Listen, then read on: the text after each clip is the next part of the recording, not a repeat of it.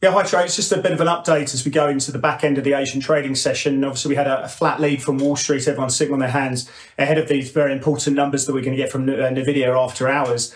We've seen the ASX made an early run up to 78, 79, but we've just seen that sort of giving up those gains and sort of pushing back to the flat line at the moment. We've got materials, industrials and healthcare at the top of the pile, certainly materials putting in the points. And on the bottom of the pile, there's been a lot of focus on Telstra because it's taking the consumer service sector to the bottom of the pile. But Telstra at the moment down 4.1%. We're making new 52-week lows. Obviously, a very strong bear trend that we've been seeing here. Two factors really in play there for those shareholders that are concerned. Obviously, the first one is that we've seen the restructure, and some people have suggested perhaps that increases the possibility that their dividend could be called into question. And the second one is the move away from pricing that's sort of inspired by inflation and fixed around inflation. And that suggests that we could be seeing more flexibility in terms of their pricing and potentially a pricing war. Great for consumers, but at the same time, yeah, the market's saying that may impact their earnings in the short term as well.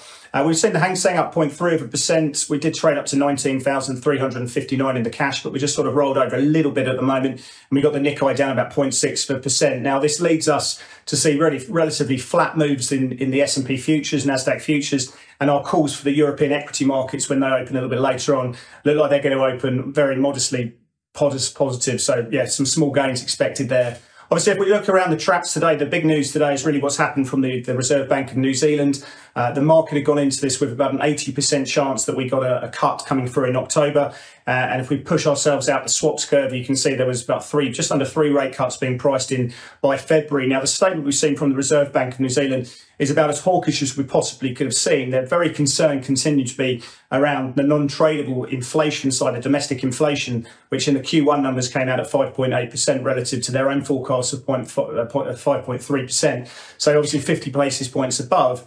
And they've made mention of that. But if you have a look at their forecasts for the cash rate going forward, they first of all said that they have been debating a rate hike, which is a bit of a shock to the system relative to market pricing.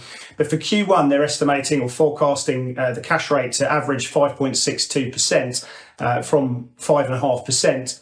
Now in Q2, they're expecting that to be at 5.54%. And it's not until Q3 of next year where their projections are that we start seeing rate cuts playing through, obviously very much at odds with rates pricing. And the Kiwi dollar's been the star performer today. You know, we've seen the Kiwi dollar trade up to 61.52, although we're finding a few sellers now. And Aussie Kiwi, which of course is your pure play really on central bank policy divergence, that's traded down to 108.60 at the moment. We've got our eyes very much on those swing lows of 17th of April, where we got to sort of 108.65, so something we're watching very closely. We've got our eyes on cable as well, on sterling more broadly. Very shortly at 4 o'clock Eastern Standard Time, 9 a.m. UK time, we've got the CPI numbers coming out. The market's expecting further moderation and obviously things going in the right direction. Core inflation is expected to come out at 3.6% from 4.2%.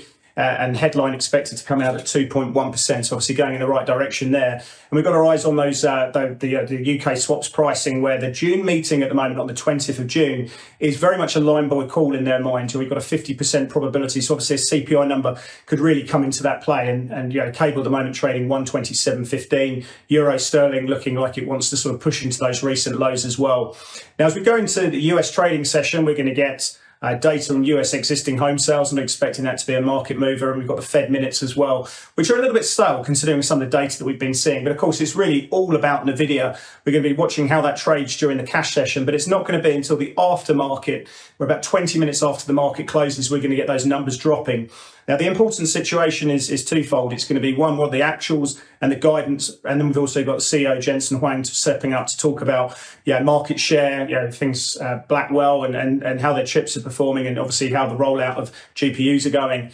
So obviously something we're going to be watching very closely. But in terms of Q1 revenue, I think it's going to be important. The market's expecting $24.69 billion. I'd say the market's probably positioned for somewhere around 26 billion. So they do need to beat that sell side consensus.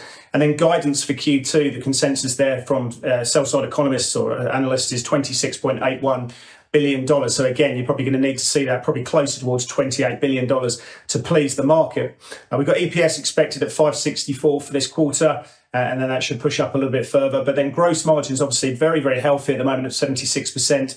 The market's expecting Q1 gross margins to push up to 77.03%. So obviously some nice numbers there, but it does expect it to sort of plateau as we go in the quarters ahead. So any kind of views around what they're going to see, they could obviously let spark up the stock. Now the market's expecting about an 8% move on the day of earnings. So obviously that's a huge amount of market cap that potentially could be made or lost.